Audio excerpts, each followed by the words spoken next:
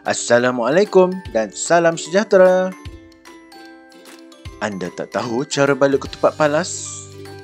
Anda mahu menjual ketupat palas? Ada teori konspirasi di sebalik ketupat palas? Jangan risau. Soalan terakhir tiada kaitan dengan video ini. Jom kita tengok cara balut atau buat ketupat palas.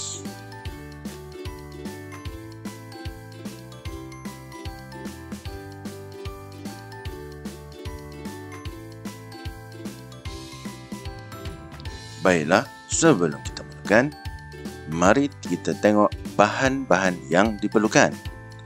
Pertama, kita perlukan santan 1 kg yang dicampur dengan 1 cawan air. Kemudian, beras pulut susu 1 kg dan garam 1 sudu besar. Selain itu, kita juga perlukan daun palas dan kapur makan. Baiklah, jom kita tengok video yang selanjutnya. Pertama, cuci dan toskan beras pulut.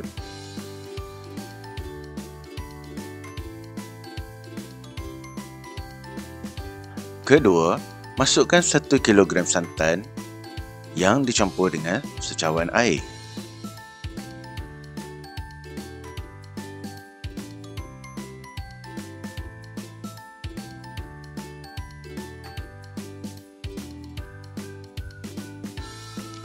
Ketiga, masukkan daun pandan.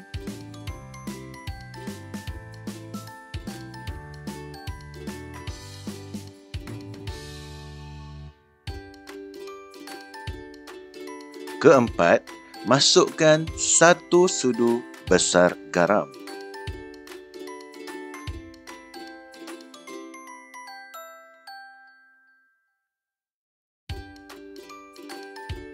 Kelima, nyalakan api sederhana.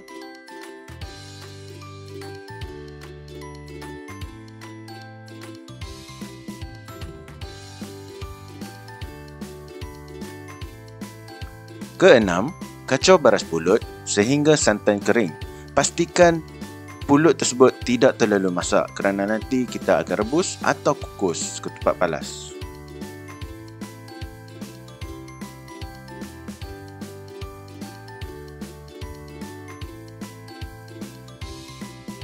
Ketujuh, tutup api. Tutup periuk dan tunggu sehingga pulut sejuk.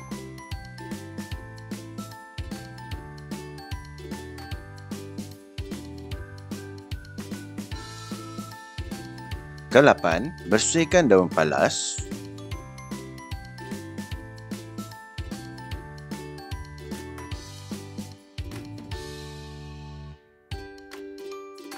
Kesembilan, cabut daun palas dan potong hujung daun, tetapi jangan potong terlalu banyak.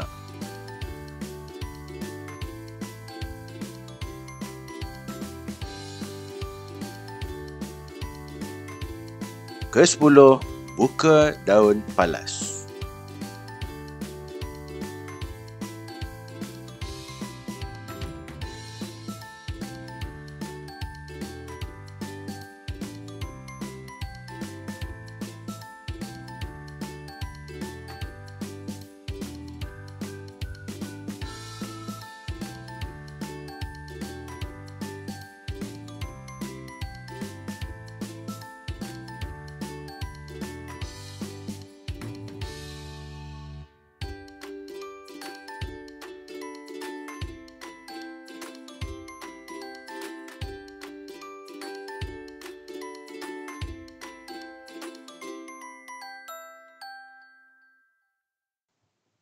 Ke-11, pindahkan pulut ke bekas lain.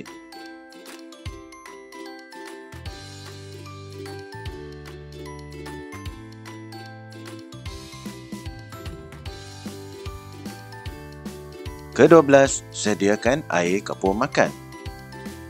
Kemudian, sapukan air kapur makan pada daun palas.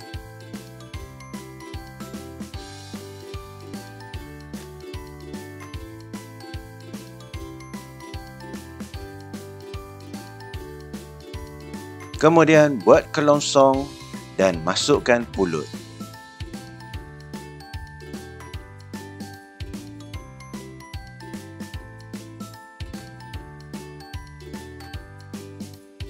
Setelah masukkan pulut, balut dan ikat ketupat palas tersebut.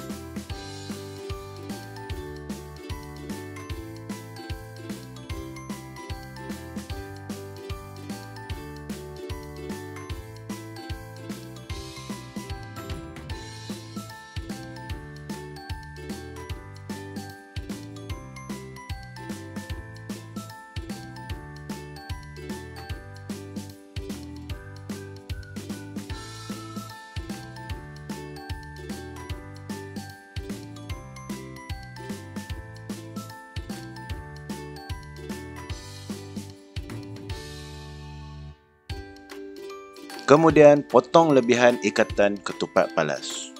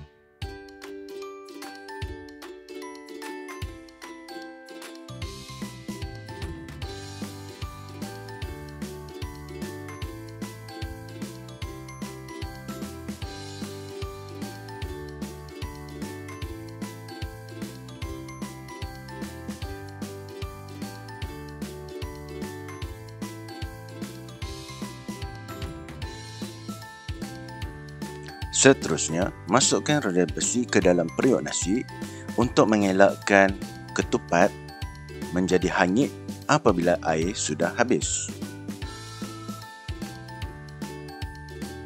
Kemudian, masukkan ketupat palas dan air sama aras dengan ketupat.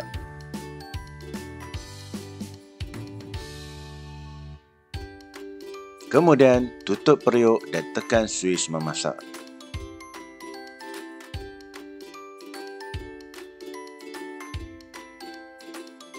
Selepas rebus, ketupat sedia untuk dihidangkan.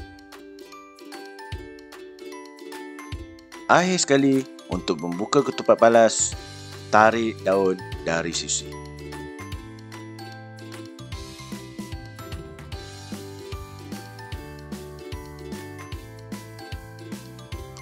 Baiklah, sekarang kita tengok idea perniagaan untuk ketupat palas. Untuk ketupat palas, kita boleh buat ketupat palas beku, ketupat palas berinti sebagai contoh ketupat palas serunding atau ketupat palas jagung. Seterusnya, ketupat palas berperisa.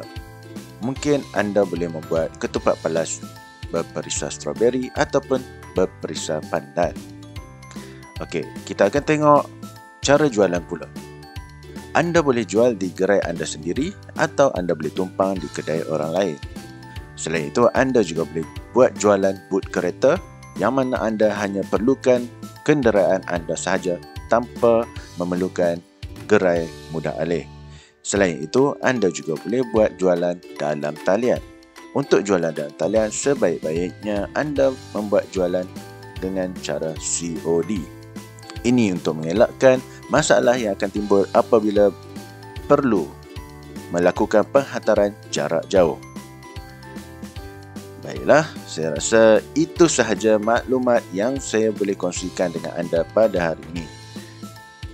Saya harap anda boleh kongsikan video ini dengan semua orang yang anda kenali supaya mereka mendapat manfaat yang sama daripada video ini. Saya harap kita akan jumpa lagi dalam video yang akan datang. Terima kasih kerana terus bersama dengan saya. Assalamualaikum dan jumpa lagi. Bye.